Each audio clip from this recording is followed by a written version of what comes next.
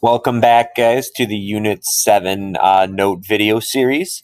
And what we're going to be diving into today is specifically looking at the sine function, which is one specific example of a function in the trigonometric function family.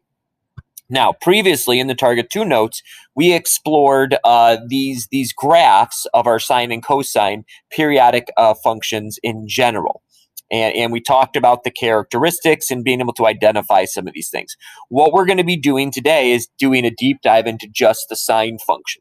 And we're not just going to be looking at the graph of the sine function, but we're going to follow the same pattern, the same blueprint that we've followed in pretty much every function family since Unit 2. We started with exponential functions way back in September, right? And that is to look at them, the functions, as an equation, right? As a table of values, as a graph, and then looking at some characteristics. Now, notice we're not going to ask you to identify all the characteristics every time, but we are going to ask you to be thinking about and engaging with the three new characteristics that are unique to our trigonometric functions here. So the process is also going to be very similar. We're going to use what we know about the equation, transformations, I should say, that we can understand from the equation to perform the transformations on a table of values, starting with the parent functions. So you can see in all of these tables, f of x is the parent function, and then g of x is going to be our transformed function. Then we'll take our ordered pairs that we have transformed and put them on the graph. And then once we have the graph, we can very easily then identify period, amplitude, and midline. And guys, this is going to be pretty much what all we're going to do with sine and cosine. We would probably try and do some more if we were actually meeting together live and in person in the classroom. But with the e-learning situation we're in and everything going on, this kind of hits it at the essential big issues that you'll need to build on in pre-calc next year. So, but to start this whole process, as we know, what we need is a formula with specific variables that tell us what type of transformations are occurring. And guys, what you're going to see here is a lot of things that are similar to what we've done in the past. What is going to change now, though, are the variables themselves. The three variables that we really saw over and over and over again in exponential and logarithmic and polynomial and rational and all of these different types of functions were a, h, and k. Well, we no longer have a, h, and k. I honestly don't know what happened, why h and k didn't make the cut when it came to trig functions, but somewhere along the way, some mathematician decided that when we were talking about our trigonometric functions, we wanted to talk about a, b, c, and d. All right? So let's dive right in here. And you can kind of see from the setup of this table, what's going to happen here is that a, the value of a, controls things in this rectangle. B is going to control this, and C and D will both be here. Notice I have color coordinated some things, so you can see that what we talk about in A will also have an impact on the amplitude, and what we talk about in B will have an impact on the period. All right. What we're going to finish each box with, guys, is essentially green, blue, and red. These colors here are the visual transformations, the graphical transformations. Then what we're going to talk about down here under the gray category is what does it actually do algebraically with addition, subtraction, with our operations. How do we actually perform those operations on ordered pairs, essentially on our tables? Okay, so this is going to be pretty much all the information we need right here in these three rectangles, and then pretty much the rest of this, a little bit of more of this video, and then the second video is just going to be applying this information. So let's dig in with A. So the A, you can see, guys, is a factor. It's going to be a number that is being multiplied in front of our sine function there. Now, as always, if we don't see a number in front of the sine function, we have to remember that's our ninja coefficient. Well, our ninja factor. It's not technically a coefficient, but it's our ninja factor. It's a 1, and don't forget about it because it will stab you in the spleen and you will bleed red ink all over your paper. All right, so what we're going to see is that A controls exactly what it has always controlled, and that is a vertical stretch or shrink. So just as we've always had, right, when the absolute value of A is greater, that's the worst greater than sign ever, greater than 1, right, that will give us a stretch by whatever that value of A is. And if we if A is, well, the absolute value of A has to be greater than 0, but less than 1, right, we are going to have a shrink by the absolute value of A. And I've just made an executive decision that I'm going to do all of these in black because I think that'll stand out more than green on green and using the same colors there. So that's pretty standard, guys. That's what we've been doing since day one with our vertical stretching and shrinking of our value of A.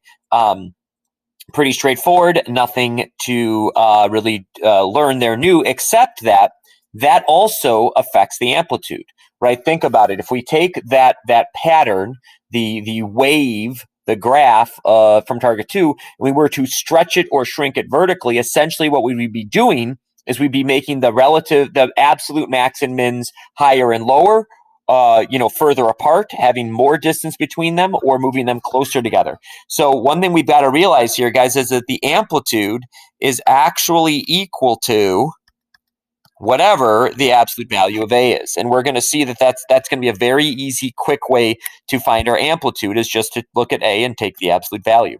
Now, A also, as it has always, controls a reflection. If A is equal to a negative number, the range will reflect, which the range of the graph, over the x-axis, right? This is a vertical reflection. That is why it is the range. And just as we've always had, if you had something at positive 5 in the parent function and A is negative, it's going to reflect to negative 5. So let's talk about what this does to the transformation of the ordered pairs on our tables. The nice thing is that we do the same thing we always have done. What we do with A is we are going to multiply, nope, that's multiply, there we go, A, whatever the value of A is, by the y coordinates or range.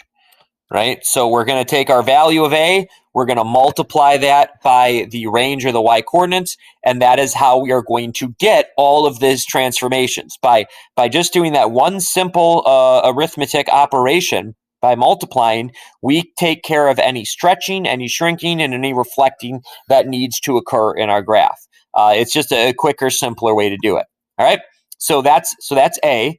Now, let's talk about, actually, let's come back to horizontal stretching and shrinking, because that's the new one. Let's stick with what we've seen before, and let's skip to C and D. Now, we can think of C and D, guys, as H and K. Essentially, I don't know why H and K didn't make the cut, but they didn't. They got replaced by C and D.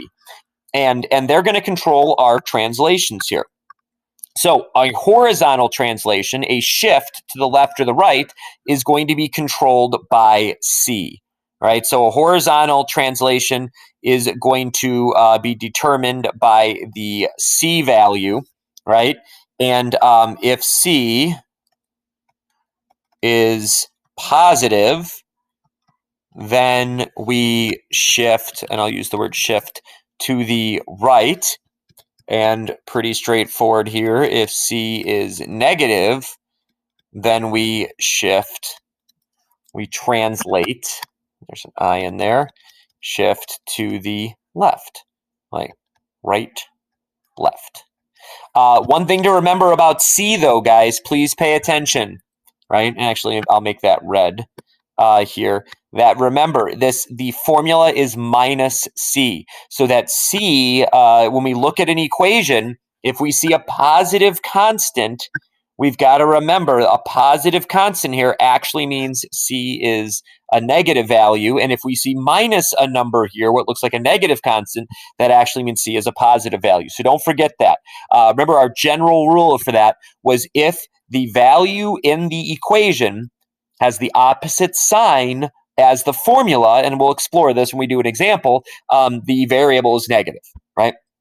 Our vertical shift is going to be controlled then by D. And guys, I'm gonna cheat here, and you can pause the video and do this as you want, because essentially everything about C and D is the same, except instead of C we have D, and instead of left and right we are going to have up and down. So if D is positive, we're going to shift up D units, and if D is negative, we'll shift down that many units. All right, again, pretty straightforward, pretty easy stuff. C and D help us out there with this. So transformations. So if we are working with C, so what we do with C is we add or subtract, depending on whether it's positive or negative, C to the X coordinates or domain, right? And one, I'm going to shrink this just a little bit because I wrote a little big, and I'm just, again, going to duplicate this because for D, we're going to do the same thing, guys. Except instead of it being the domain, and the Y coordinates and the domain, it is the, sorry, X coordinates and the domain, D is the Y coordinates, which are the range. All right, so really, C and D are just like H and K. Now, where, and I did forget something, guys. One more thing to talk about here that is helpful, that D, all right, and I'll add this in here in red here, D does give us the midline. It helps out with the midline a lot. And I forgot to include space for this above, so I'll do this right here. Guys, the equation for the midline is going to be just Y equals D. So if we can identify what D is, we automatically know what the midline is. All right, and that's going to be very handy when we're working with our examples above there. Last one to talk about. This is something we have not seen before. We have never once in all of our families worked with a horizontal stretch and shrink. All right, and this is by far probably the trickiest of our transformations. Not so much, guys, in terms of graphically, that's going to kind of make sense, but in terms of what we do on the table, that's going to be something we really have to pay attention to. So let's talk about a horizontal stretch and shrink. So it's going to be very similar to what's happening with our vertical stretch and shrink, except it's going to be completely the opposite. All right. So when and I'll try and explain a little bit as to why this is in a second here. But guys, when the absolute value of B is between 0 and 1, that's when we're actually going to stretch by, and essentially, stretch by the inverse of B. So 1 over the absolute value of B, or the inverse of B. So you just take whatever fraction B is and flip it, and that's what you're going to get there. You'll see, we'll talk about that a little bit more down below here. So stretching by B, this essentially is the inverse of B, right? 1 over B is the inverse of B. So that might seem a little confusing notationally, but I think once we actually see an example, it's going to be pretty easy, guys. You just take it and you flip it. All right. So when B is between 0 and 1, we're essentially going to have a fraction, right? 1/2, 3/4, something like that. And what we're actually going to do is we're going to flip it because it's going to actually cause a stretch. So that also then means that when B is greater than 1, we are going to have a shrink, right? And we're going to have a shrink by 1 over the absolute value of B, the inverse. So when B is 5, we're actually shrinking by 1/5, right? We're going to be multiplying by 1/5. And again, same thing, B is the inverse there. All right. Now, this can be a little tricky. So just let me give you an example here. Let's just do a quick, that's why I left some room here. So let's say B equals 7. So essentially what that would be, B equals 7, would give us a shrink by 1/7 by a factor of 1/7. If B equaled 2/5, we would have a stretch by 5/2, by 2.5. We would get longer. Everything would get increased by 5/2, right? So again, this is where we're really going to have to make sure we're focused and putting on our thinking hats, because guys, it is very easy. You're very, very familiar with vertical stretching and shrinking, not so much with horizontal stretching and shrinking. All right.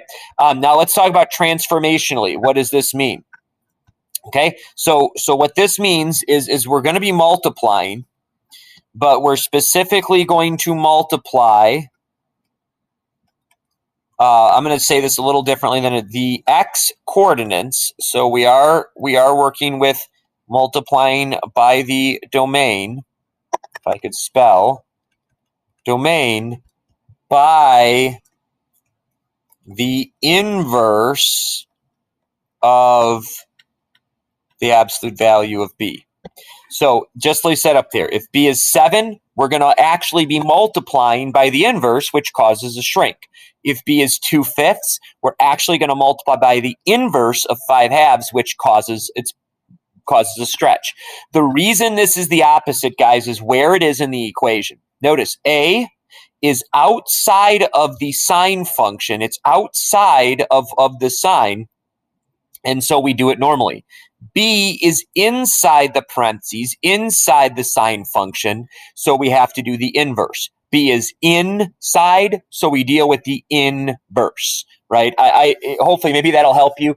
I don't want to try and go into more detail and explanation now. It's really hard in a video to do this in detail, but I just kind of need you to trust me for the moment and accept that very simple explanation that A is outside, so we do it normal. B is inside the function, inside these parentheses, so we do the inverse. All right, and that's got, sorry, one more thing, I almost forgot. B does control the period. All right, the period of any sine function is going to be 2 pi divided by the absolute value of B. That is going to be the period. Again, notice that the absolute value of B is in the denominator, like an inverse, just like we were dealing with a lot here. All right, guys. So that's our transformations. That's what we got, and you're going to see nicely in cosine. It's going to be a lot of the same thing.